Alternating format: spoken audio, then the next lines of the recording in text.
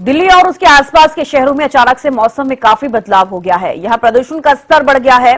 आज सुबह ही India gate और उसके आसपास के क्षेत्रों के पास का AQI लेवल 249 दर्ज किया गया, जो कि खराब श्रेणी में आता है। दिल्ली NCR की सड़कों पर उड़ती धूल और आसमान में फैली धूल की धुंध की वजह से लोगों को सांस तक लेना मुश्किल हो गया है। विजिबिलिटी और हवा की क्वालिटी पर भी इसका साफ असर दिख रहा है।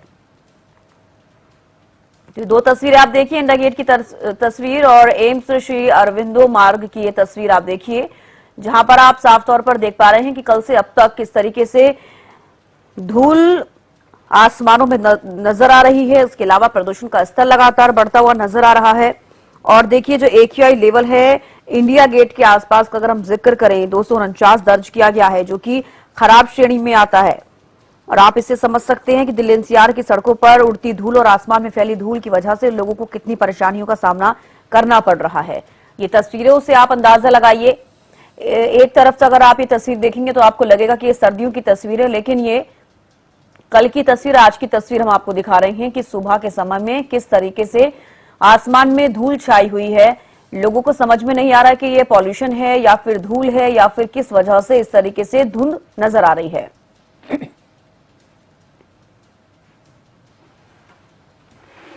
महेंद्र सिंह ज्यादा जानकारी के साथ करनाल से हमारे साथ लाइव जुड़ गए हैं। महेंद्र, देखिए फिलहाल दिल्ली NCR का जिक्र किया जाए तो वहां पर बहुत ज्यादा अभी फिलहाल धूल देखने को मिल रही है और आसमान में कुछ इस तरीके की परिस्थितियां देखी जा रही हैं। कुछ इस तरीके का वातावरण हो रहा है जैसे सर्दियों में कभी हम धुंध देखते हैं और इसको पॉल्यूशन भी कहा जा सकता है। फिलहाल हरियाणा के लिहाज से अगर करनाल का जिक्र किया जाए तो वहां पर कैसी स्थिति है?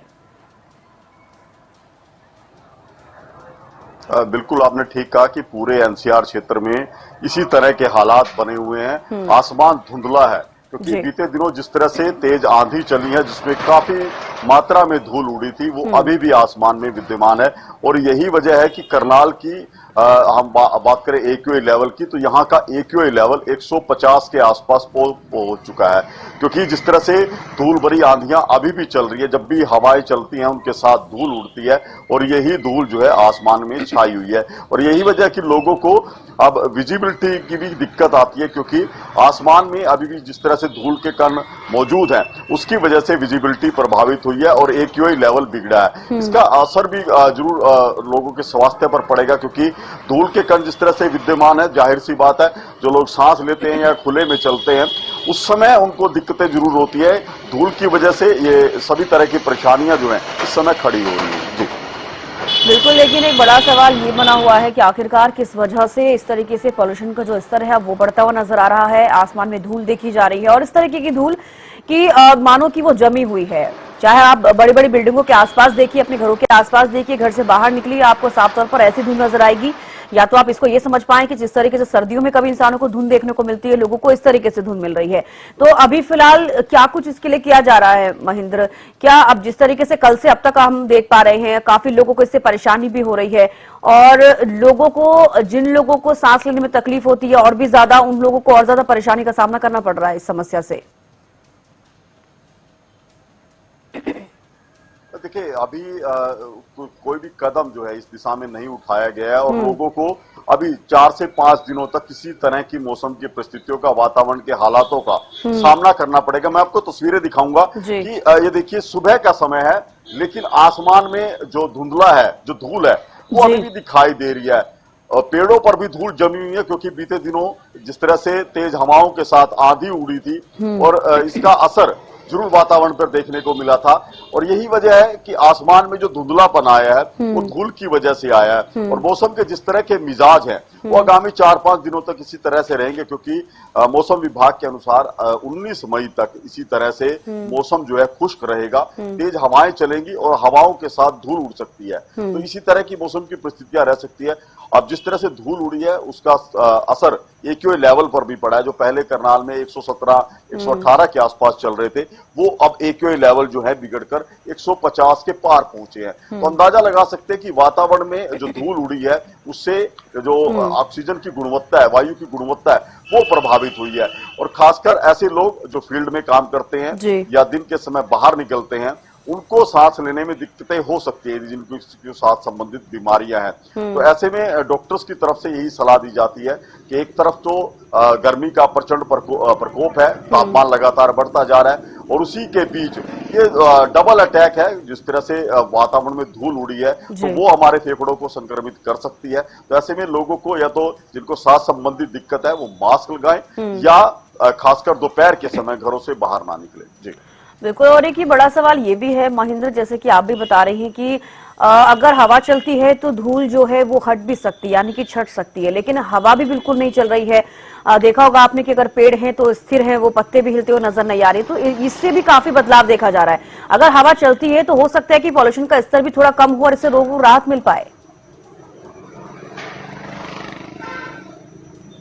देखिए, जो मौसम विभाग की तरफ से बताया गया है कि मौसम खुश्क रहेगा, ऐसे में हवाएं भी चलती हैं तो जो आसमान में धूल विद्यमान है उस पर कुछ ज्यादा असर नहीं पड़ेगा क्योंकि ये छट नहीं पाएगी।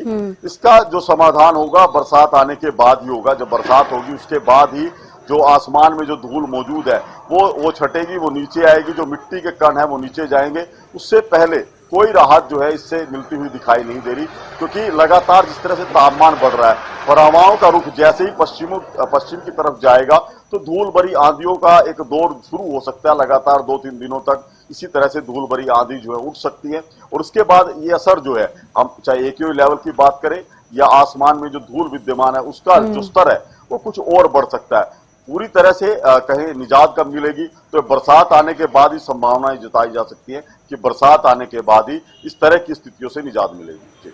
तो मतलब कि आपने भी बताया कि अभी और भी ज्यादा आंधी आ सकती है, धूल भरी आंधी जो आती है, और उससे और ज्यादा स्तर बढ़ता हुआ नजर आ सकता है, इसका मतलब महेंद्र?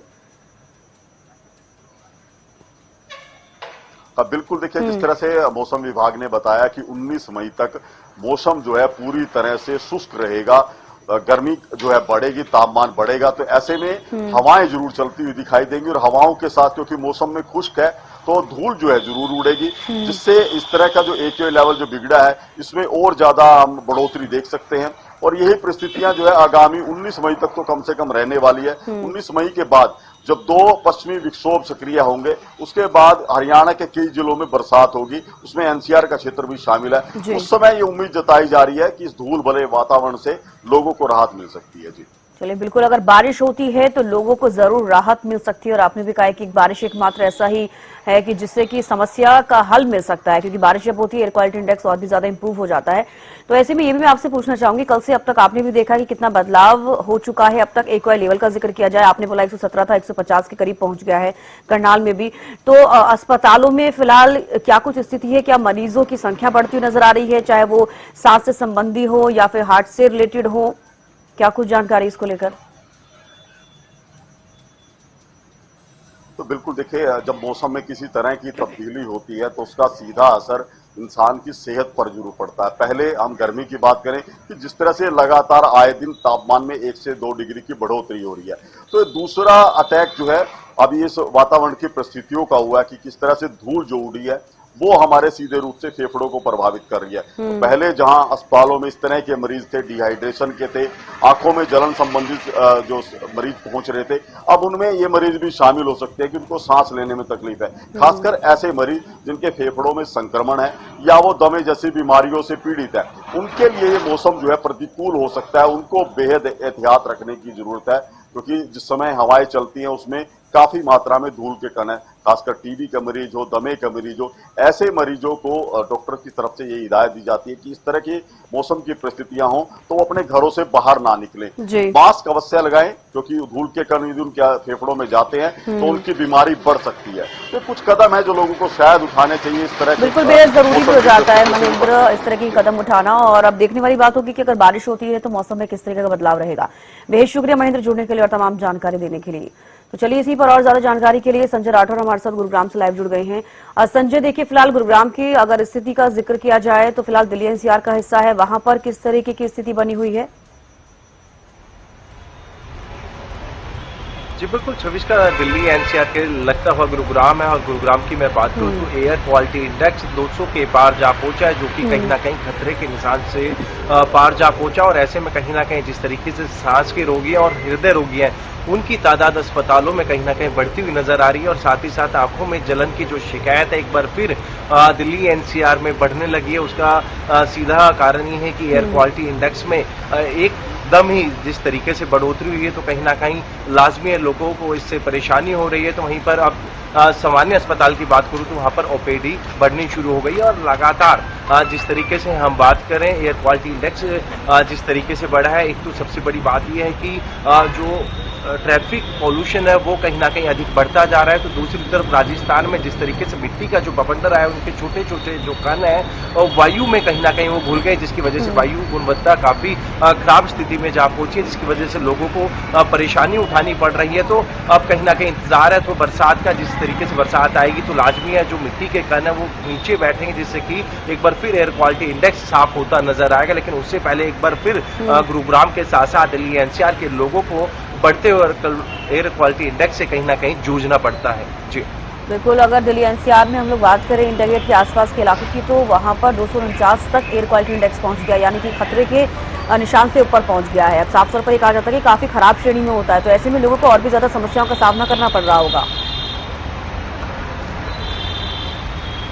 जी बिल्कुल, स्वाभाविक सी चीज है, जब एयर क्वालिटी इंडेक्स खराब होगा तो कहीं ना कहीं हृदय से संबंधित जो रोगी हैं या फिर सांस के मरीज हैं या फिर आंखों में कहीं ना कहीं लगातार जो जलन की शिकायतें हैं वो लोगों की बढ़ने लगी है। और ऐसे में कहीं ना कहीं अब स्वास्थ्य विभाग लोगों से यह अपील कर रहा है कि घर से बाहर निकलें तो वो मास्क का जरूर उपयोग करें, पूरी बाजू के जो कपड़े हैं वो जरूर पहने, क्योंकि जिस तरीके से एयर क्वालिटी इंडेक्स बेहद खराब श्रेणी में जा पहुंचा है, तो ऐसे में आने वाले समय में इसकी जो मात्रा है वो और अधिक बढ़ सकती है। लेकिन अब इंतजार है तो बरसात का, कि बरसात के बाद एयर क्वालिटी इंडेक्स कहीं ना कहीं बेहतर होगा और लोगों को इससे राहत मिलती नजर आएगी। चलिए, बेहद शुक्रिया संजय जुड़ने के लिए और तमाम जानकारी देने के लिए। तो देखिए, प्रदूषण से बचने के लिए क्या करें, पर्याप्त पानी पिए, मास्क लगाकर ही बाहर निकलें क्योंकि एयर क्वालिटी इंडेक्स काफी खराब श्रेणी में है। विटामिन सी की भरपूर चीजें खाएं, एयर प्यूरिफायर का इस्तेमाल करें। प्रदूषण से बचने के लिए फिलहाल आप अभी यही कर सकते हैं, क्योंकि बारिश आने की अभी अनुमान नहीं है। अगर कुछ दिनों में बारिश होती है तो हो सकता है कि आपको इस समस्या से छुटकारा मिल सके।